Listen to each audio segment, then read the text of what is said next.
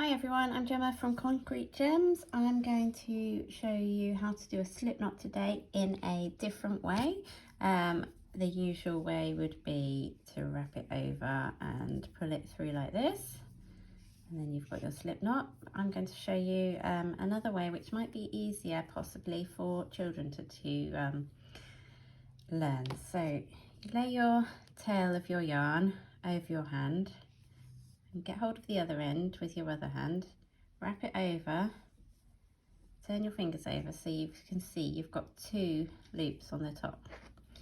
So on the back you're going to put this underneath your thumb, so you're holding both bits together with your thumb, and then on this side you're going to grab the piece nearest your arm and pull it over the top of the other bit.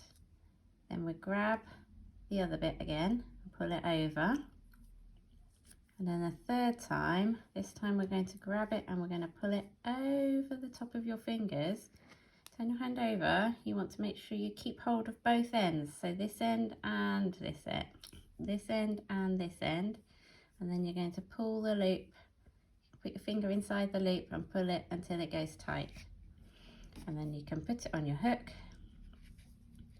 and pull those two apart to tighten it. And there you have a slip knot.